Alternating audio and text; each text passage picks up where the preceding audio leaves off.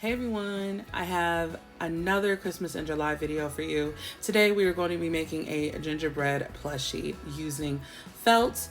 This is super easy to do. If I can do it, you certainly can. So right here, I am showing you the stencil that I sketched out myself on some cardstock. I just folded my cardstock in half and drew out half of the shape, and then I cut it out.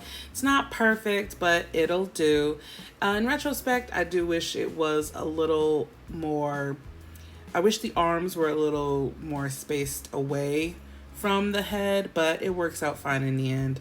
So as you can see, I got this felt, this gingerbread colored felt, and I simply took my cardstock and traced out the shape on the cardstock and then onto the felt and then cut it out. And I did this for both pieces. I got this felt from, I can't remember, it was either Hobby Lobby or Walmart. You can find it at Dollar Tree, but it was just 33 cents. I really can't remember where I got it from. I want to say Hobby Lobby, but Walmart does have really cheap sheets of felt as well. So you can't go wrong with either one.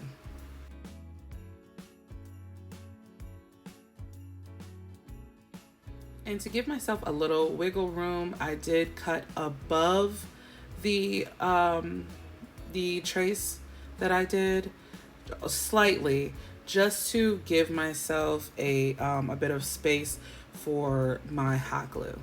There is absolutely, forgot to mention this, there's no sewing in this video. I can't sew, I'm horrible at it.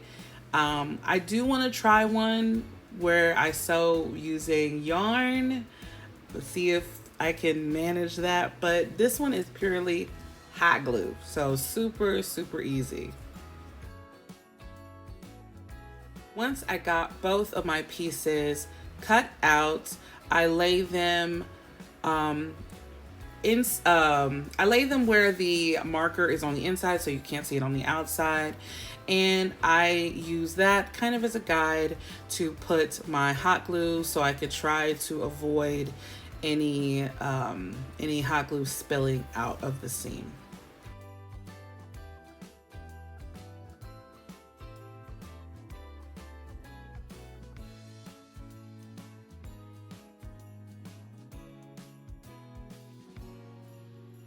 And if anyone is curious, these little silicone finger protectors I got from Dollar Tree. If you work with hot glue as often as I do, trust me, they come in handy.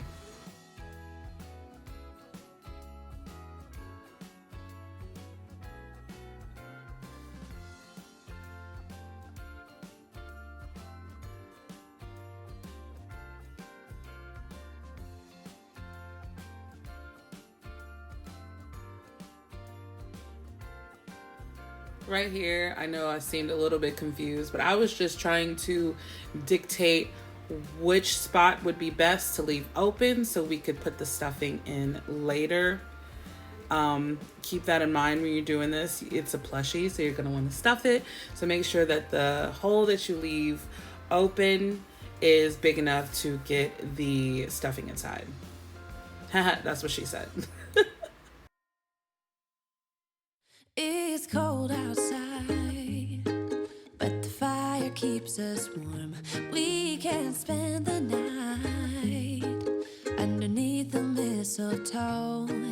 And I've gotten you a present that I put under the tree.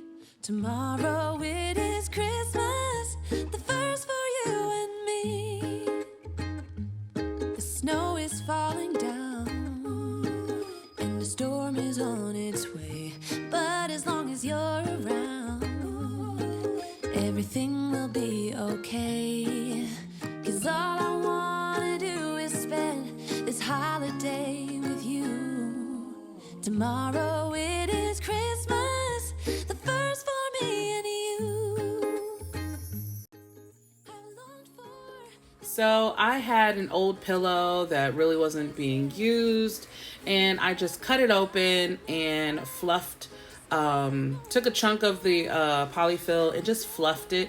This is a cost-effective way to make these.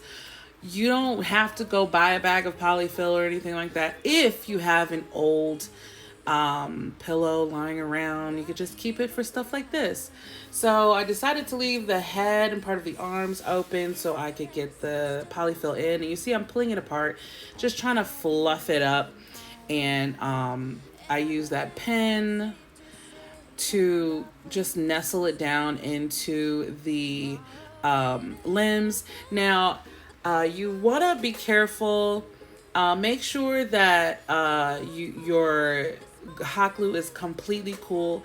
That means it's set and it's not going anywhere. Don't do this while it's still warm because you could end up peeling it apart.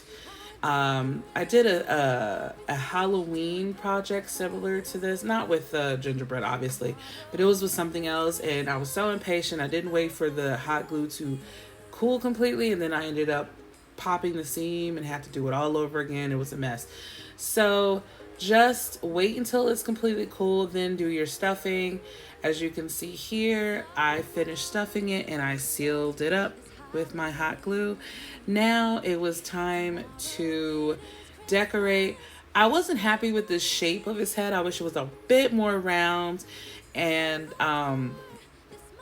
the arms were a little close to the head. It looks cute, but there was some things I probably, instead of trying to trace it out myself, I would probably just go online, print out a stencil of a gingerbread, and then cut it out and use that. If you don't want to try to do what I did, I would recommend that, and that's probably what I'm gonna do next time. Anyway, I am using my puffy paint, which is actually fabric paint, so it goes really, really well on this. I am making my gingerbread face, and I like to add a little white to the black eyes just to give it a little bit of sparkle, a little bit of shine in the eyes. Red on the nose, of course. I was going to put a little red on the cheek, make little red cheeks, but I decided against it. And of course, glitter into the wet paint, because look what you're at. Look at the name at the bottom of the screen. There's always going to be glitter somewhere. If I could drink this stuff without killing myself, I totally would.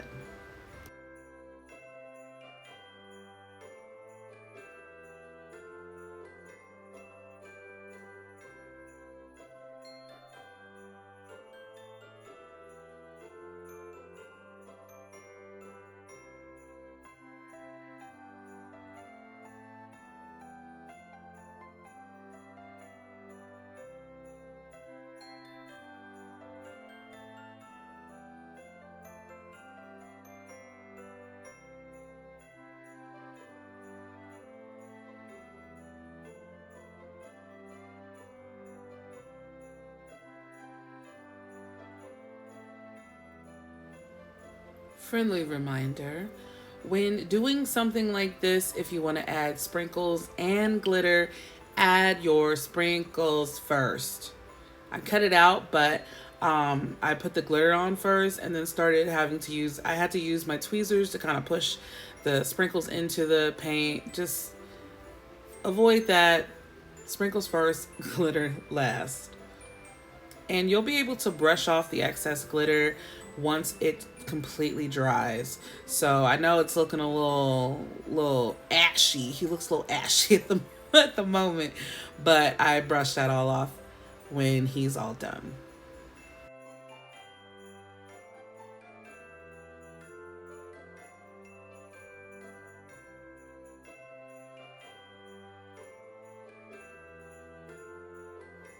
I got those peppermints from Hobby Lobby, but I got these lollipops from Amazon. I decided I wanted it to be more of a candy, a little less traditional with the candy than it would be with the peppermint. And obviously, this is not a toy. This is not something you give to a small child. That's just crazy. It's just a decoration. I glued a lollipop into his hand and stuck this in my tree. I cannot for the life of me find pictures of it in my tree. Like, I know I took pictures. But anyway, this is how it came out. Obviously, you can do whatever you want with the decorations and the colors. I was so obsessed. I cannot wait to get back at this because I'm going to make a few more for my gingerbread treat this year. Let me know what y'all think about this. Let me know if you give it a try or if you've ever done anything like this before. I was completely obsessed and I can't wait to see a bunch more of these in my treat this year.